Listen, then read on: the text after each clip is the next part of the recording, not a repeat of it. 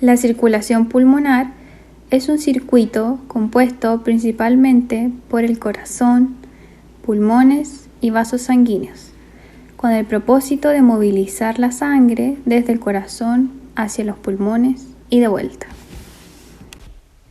El recorrido empieza cuando llega la sangre desoxigenada a la aurícula derecha mediante las venas cavas.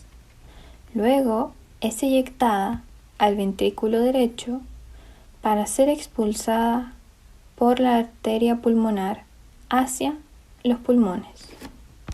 Aquí podemos apreciar las diferencias de presiones en el corazón derecho, cuando se bombea desde el ventrículo derecho hacia la arteria pulmonar. Vemos la presión sistólica del ventrículo derecho, o sea, cuando se contrae el corazón, de 25 milímetros de mercurio, al igual que en la arteria pulmonar. Pero en diástole, cuando el corazón se relaja, la presión del ventrículo baja a 1 miligramo de mercurio en comparación a la presión de la arteria pulmonar, que baja paulatinamente hasta solo 8 milímetros de mercurio. En este momento, la válvula pulmonar se cierra para que la sangre no se devuelva. La arteria pulmonar se extiende hasta terminar en una extensa red capilar que envuelve a los alvéolos. Aquí ocurre la hematosis o intercambio gaseoso de oxígeno y dióxido de carbono. Luego, la sangre oxigenada regresa al corazón mediante las venas pulmonares hacia la aurícula izquierda. Esta bombea la sangre hacia el ventrículo izquierdo para ser finalmente eyectada por el mismo hacia la circulación sistémica vía la arteria aorta. El circuito menor posee muchas funciones donde se destacan principalmente 4 de ellas. La primera corresponde a la matosis pulmonar. La matosis pulmonar, como ustedes pueden apreciar en la imagen, corresponde al intercambio gaseoso ocurrido entre el alvéolo y el capilar pulmonar, donde el primero otorga el oxígeno al capilar pulmonar, mientras que este último, por el contrario, traspasa dióxido de carbono al alvéolo. Este proceso, conocido como matosis pulmonar y donde existe una difusión, ocurre gracias a las diferencias de concentraciones existentes en ambos componentes, que como nosotros sabemos, estas moléculas tenderán a buscar un equilibrio. Y es gracias a este proceso que la sangre desoxigenada logra oxigenarse.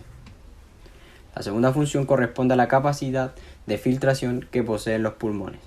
Producto de esta cualidad, y como podemos ver en la imagen, los vasos pulmonares filtran la sangre venosa, logrando así limpiar la sangre de células de desecho como las células sanguíneas envejecidas, los microcoágulos, las células adiposas, entre otros. Como tercera función de este sistema encontramos la capacidad de nutrición del parénquima pulmonar. Tal como pueden apreciar en la imagen, la sangre que bien les mencionaba que es filtrada, posteriormente, una vez que termina su filtración en el circuito menor, esta procederá a nutrir todo el resto del circuito menor, incluido el recorrido del circuito mayor por el cual vaya a circular toda esta sangre filtrada. Finalmente, tenemos la función de producción y metabolización de sustancias humorales. Todo esto ocurre gracias a que el corazón y a los pulmones les corresponde el mismo gasto cardíaco, por lo cual generará un ambiente propicio para la producción de sustancias circulantes en el plasma. Un ejemplo muy importante es la conversión de angiotensina 1, como podemos apreciar en la imagen, el cual, al someterse a la circulación pulmonar, se convierte en angiotensina 2, quien es un potente vasoconstrictor. Todo este cambio ocurrirá gracias a la presencia de células del endotelio capilar y a la presencia de la ECA. Sigamos con las características de la circulación pulmonar. La circulación pulmonar tiene casi el mismo flujo sanguíneo que la circulación sistémica, pero con una presión casi 6 veces menor. Como podemos ver en la imagen, la circulación pulmonar tiene una presión entre 15 a 20 miligramos de mercurio y la circulación sistémica entre 100 a 120 miligramos de mercurio. Esto se debe principalmente a la baja resistencia que otorga la constitución de las venas, debido a que éstas tienen una delgada musculatura lisa. Ahora, en condiciones normales, la sangre en los pulmones representa 1/3 de la capacidad máxima de ese lecho vascular, con un volumen aproximado de 70 ml, pero en condiciones de ejercicio el flujo sanguíneo aumenta de 2 a 4 veces que en reposo hasta los 200 ml. Esto se debe principalmente a que los capilares que estaban abiertos se distienden y aumentan su flujo hasta el doble. Se reclutan capilares que estaban colapsados, triplicándose el número de estos capilares abiertos. Bueno, como vemos que durante el ejercicio las presiones pulmonares se incrementan poco a pesar de que este flujo aumenta entre 2 a 4 veces. Y como sabemos, esto es gracias a mecanismos de autorregulación, permitiendo, ¿cierto?, que la presión no tenga tantos cambios notables. El pulmón posee dos irrigaciones distintas. Primero, la circulación pulmonar que vimos anteriormente y dos, la circulación bronquial. La circulación bronquial está dada por las arterias bronquiales que tienen su origen en la aorta y van a nutrir el parénquima pulmonar.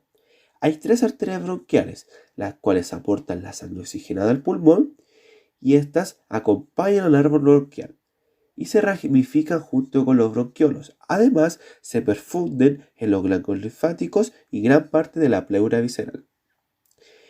Un tercio de la sangre regresa a la aurícula derecha mediante las venas bronquiales y los otros 2 tercios drenan a la aurícula izquierda a través de las venas pulmonares.